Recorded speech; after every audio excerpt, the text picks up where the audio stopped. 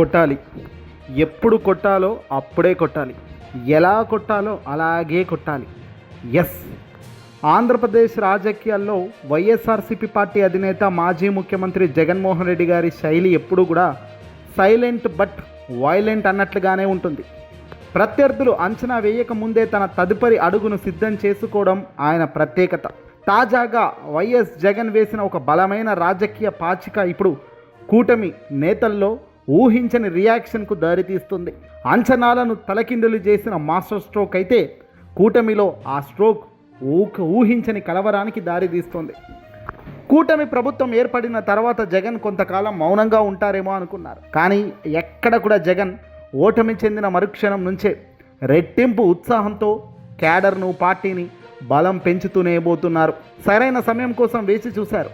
ఇప్పుడు ఆయన ఎంచుకున్న అంశాలు మరియు విమర్శ అస్త్రాలు నేరుగా కూటమి పునాదులనే ప్రశ్నించేలా చేస్తున్నాయి. ముఖ్యంగా ప్రజా సమస్యలను అలాగే హామీల అమలును ఒక అస్త్రంగా చేసుకుని ఆయన వదులుతున్న దెబ్బ ప్రత్యర్థులకు గట్టిగానే తగులుతోంది. ఒకటి అయిపోగానే ఒకటి చేసిన తప్పు మరొక తప్పు. కూటమి చేస్తున్న ప్రతి తప్పును ప్రజల ముందు ఎండగట్టడమే కాదు, ఇలా చేసి ఉంటే బాగుండేది, ఇలా చేసి ఉంటే మేలుండేది అనే దానికి కూడా నిర్వచనంతో జగన్ కొడుతున్న దెబ్బలు అంతా ఇంత కాదు. తాజాగా జగన్మోహన్ రెడ్డి గారు ఇక అమరావతి రాజధాని అంటూ కూటమి చేస్తున్న ప్రచారంకు బ్రేకులు పెట్టేశారు. అమరావతిపై కానీ అమరావతిలో ల్యాండ్ పూలింగ్ పైన కానీ ఇంతవరకు స్పందించని జగన్ తాజాగా కొట్టిన వేగమైన దెబ్బ ఇప్పుడు పునాదులు కదులుతున్నాయి. జగన్ విమర్శలను తిప్పికొట్టే క్రమంలో కూటమి నేతలు సైతం ఇరకాటంలో పడుతున్నారు. క్షేత్రస్థాయిలో జగన్ అడుగులు వేస్తున్న స్పందన చూసి అటు అధికార యంత్రాంగం, ఇటు రాజకీయ నేతలు అప్రమత్తమవుతున్నారు. జగన్ కేవలం విమర్శలకే పరిమితం కాకుండా వ్యూహాత్మకంగా జిల్లాల పర్యటన మరియు కేడర్తో భరోసా నింపే ప్రయత్నం చేస్తూ ఈ గురి చూసి కొట్టే నైపుణ్యం వల్ల కూటమి ఓటు బ్యాంకుల్లో చీలిక వస్తుందనే భయం ఇప్పుడు మొదలైంది రాజకీయ విశ్లేషకుల్లో. సాధారణంగా ఓటమి తర్వాత ఏ పార్టీ అయినా కోలుకోవడానికి సమయం పడుతుంది. కానీ వైఎస్ఆర్సీపీ పార్టీ ఆ సమయాన్ని వృధా చేయకుండా ప్రభుత్వం ఇస్తున్న హామీలపైన అంటే సూపర్ 6 వాటివి దృష్టి పెట్టారు. ప్రభుత్వం ప్రకటించిన ఉచిత పథకాలు లేదా హామీల అమల్లో జరుగుతున్న ఆలస్యాన్ని ఎండగట్టారు. సోషల్ మీడియా మరియు తన క్యాడర్ ద్వారా ప్రతి విషయాన్ని ప్రజల్లోకి తీసుకెళ్లారు. దీనివల్ల ప్రజల్లో అప్పుడు బాగుండేది, ఇప్పుడు ఆలస్యం అవుతుంది అనే చర్చ మొదలయ్యేలా చేయడంలో Jagan party, YCP party success అయింది. జగన్ విమర్శలు కేవలం టీడీపీ మీద మాత్రమే కాకుండా కూటమిలో 3 పార్టీల టీడీపీ, జనసేన, బీజేపీ మధ్య ఉన్న సమన్వయాన్ని కూడా పరీక్షించేలా చేశాయి. జవాబుదారీతనం. జగన్ సంధిస్తున్న ప్రశ్నలకు సమాధానం చెప్పాల్సిన బాధ్యత ఇప్పుడు 3 నేతల మీద పడింది. ఒకరు ఒకలా స్పందిస్తే మరొకరు ఇంకోలా స్పందించడం వల్ల కూటమిలో చిన్నపాటి గందరగోళం కూడా స్పష్టంగా కనబడుతుంది. జగన్ మళ్ళీ యాక్టివ్ అవ్వడంతో కూటమి నేతలు కూడా తమ నియోజకవర్గాల్లో పట్టుకోల్పోకుండా ఉండటానికి భారీగా కష్టపడాల్సిన పరిస్థితి ఏర్పడుతుంది. జగన్ వదిలిన దెబ్బ వారి విశ్రాంతి తీసుకోవడం లేదట. జగన్ తాజాగా మావిగన్ హస్త్రం కూటమి పునాదులు కుదిపేస్తున్నాయి. మావిగన్ మచిలీపట్నం, విజయవాడ, గుంటూరు. ఈ జగన్మోహన్ రెడ్డి గారు ఇటీవల అసెంబ్లీలో మరియు ప్రజల్లో ప్రస్తావిస్తున్న ప్రధాన అంశం మావిగన్. అమరావతి ప్రాజెక్టుకు ఒక ప్రత్యామ్నాయంగా ఆయన ఆర్థిక నమూనాను ముందుకు తెచ్చుకొచ్చారు. దీంతో కూటమి ఎందుకు కలవరం పడదు, కూటమిలో భయం ఎందుకు ఉండదు? జగన్మోహన్ రెడ్డి గారు తెచ్చిన ఈ మావిగన్పై అటు చంద్రబాబు కావచ్చు, నారా లోకేష్ కావచ్చు, పైనున్న పవన్ కళ్యాణ్ కావచ్చు అసలు స్పందించిన దాఖలాలే పవన్ పోవడం లేదు. జగన్ సబ్జెక్టులకు పవన్ ఇరకకుండా జాగ్రత్త పడుతున్నారు. నారా లోకేష్ అయితే ఏకంగా దీనిపై ఏం స్పందించకుండా గతంలో జగన్ గుంటలే కూర్చోలేదు, ఆయన ఏం కడతాడు, మ్యావిగన్ లేదు, ఏది లేదు, ఓన్లీ అమరావతి ఉంది అంటూ కూడా ఆయన చేతులు దులిపే మాటలు మాట్లాడుతున్నారు.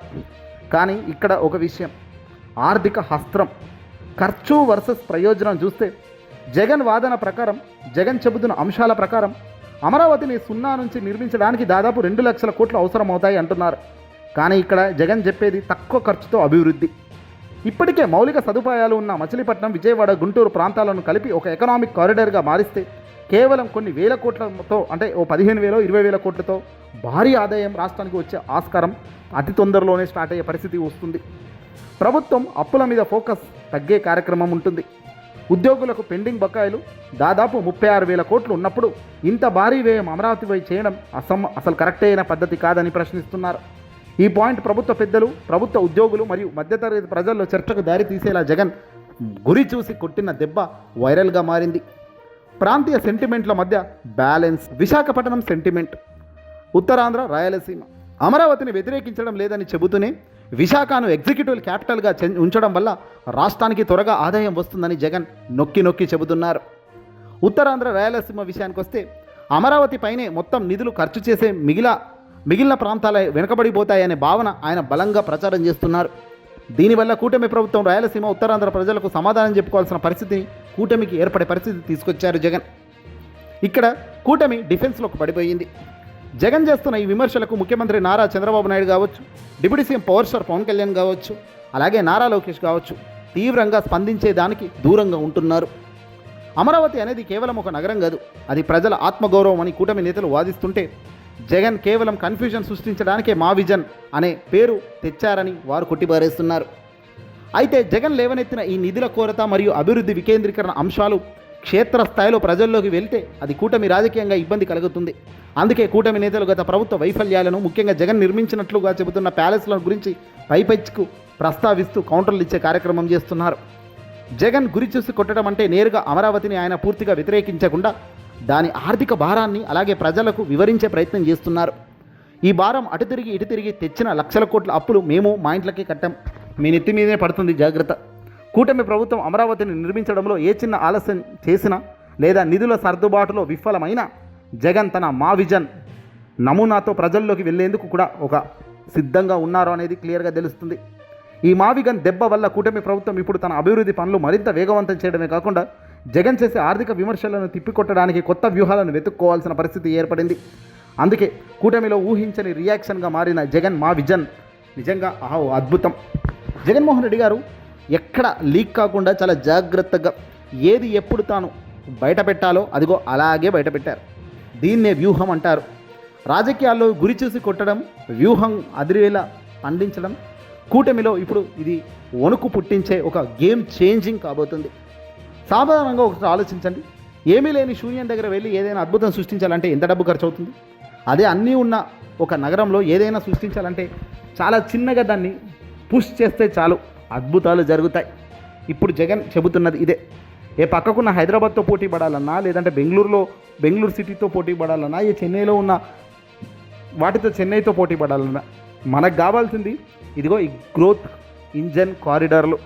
ఒక 100 కిలోమీటర్ల రేడియస్లో మచిలీపట్నం, గుంటూరు, విజయవాడను కలుపుతూ మనం బిల్డింగ్లన్నీ కట్టుకుంటూ పోతే ఎలాగో హైవే కనెక్టివిటీ ఉంది, రైల్వే కనెక్టివిటీ ఉంది, ఎయిర్పోర్ట్ కనెక్టివిటీ ఉన్నప్పుడు ఇది చాలా ఈజీ అవుతుంది. ఏమీ లేని అమరావతి దగ్గర వెళ్ళి అమరావతిలో రైల్వే స్టేషన్ కడతాను, అమరావతిలో రోడ్లు వేస్తాను, అమరావతిలో డ్రైనేజీలు తీస్తాను, అమరావతిలో చెట్లు ఇప్పుడు నాటుతానంటే ఇది ఇప్పట్లో అయ్యే పనా? హైదరాబాద్ ఎంతకాలం ఎంతమంది కష్టపడితే ఈరోజు హైదరాబాద్ మహానగరంగా అవతరించబడింది. చంద్రబాబు అంటాడు నా వల్లే హైదరాబాద్ అభివృద్ధి చెందాయని అంటారు. ఆయన ఉన్న 5 ఏళ్ళలో 10 ఏళ్లలోనే హైదరాబాద్ ఇంత అభివృద్ధి జరిగిందా? రాజశేఖర రెడ్డి గారు చేసిన మంచెడు పోయింది, కేసీఆర్ చేసిన మంచెడు పోయింది, వీళ్ళందరికన్నా కాంగ్రెస్ అటో ఇటో చేసిన మంచెడు పోయింది. ఎంత తిన్నా ఏం నొక్కినా అల్టిమేట్గా ఎంతో అంత రాష్ట్రాన్ని ముందుకు నెట్టుకుంటూ వస్తేనే కదా ఈరోజు హైదరాబాద్ ఈ రకంగా సక్సెస్ అయింది. సరే, హైదరాబాద్ను సక్సెస్ చేసిన చంద్రబాబు అని చెప్పుకుంటున్నారు కదా, మరి గడిచిన 5 ఏళ్ళు ముఖ్యమంత్రిగా ఉన్నది ఎవరు? ప్రస్తుతం 2 సంవత్సరాలు అంటే ఆంధ్రప్రదేశ్ విడిపోయిన తర్వాత ఆంధ్రప్రదేశ్ ముఖ్యమంత్రి అత్యధికంగా ఉన్న ముఖ్యమంత్రి చంద్రబాబు నాయుడు గారు అయితే మరి ఆ తప్పు చంద్రబాబుకే అవుతుంది, ఆ క్రెడిట్ వచ్చినా చంద్రబాబుకే అవుతుంది. మరి ఆ తప్పును తీసుకెళ్లి జగన్కి నూకడం ఎందుకు? జగన్ కేవలం 5 సంవత్సరాల అధికారంలో ఉన్నారు. 5 సంవత్సరాల్లో 2.5 సంవత్సరాలు కరోనా కష్టకాలంలో పోయినప్పుడు తాను మిగిలిన 2.5-3 సంవత్సరాలే తను పరిపాలన చేస్తే ఆ 2.5-3 సంవత్సరాల్లో కూడా తన సంక్షేమం మీదే ఫోకస్ పెట్టి ప్రతి ఇంటికి మేలు చేసే కార్యక్రమంలో భాగంగా బటన్ నొక్కుతూ సంక్షేమాన్ని ప్రతి ఇంటికి చేరవేసిన ఘనత ఆయనదైతే నువ్వు 2014 నుంచి 2019 దాకా నువ్వేం చేస్తావు? 2024 నుంచి 2026 ఇప్పటి 2 సంవత్సరాలుగా ఏం చేస్తున్నా? ఇచ్చిన సూపర్ 6 గాలికి వదిలేసి వాలంటీర్ వ్యవస్థ 10,000 ఇస్తామని చెప్పిన మాటలు ఎక్కడ పోయినాయి? చెప్పే మాటలు ఆకాశానికి ఎత్తంత మాటలు చెప్పి తీరా అధికారంలోకి వచ్చాక ఖజానా లేదు అని చేతులు దులిపేసే కార్యక్రమం చేస్తుంటే మిమ్మల్ని ఎందుకు నమ్మాలి, ఎవరు నమ్మాలి అనేది ఇక్కడ మొదటి నుంచి వస్తున్న ప్రశ్న.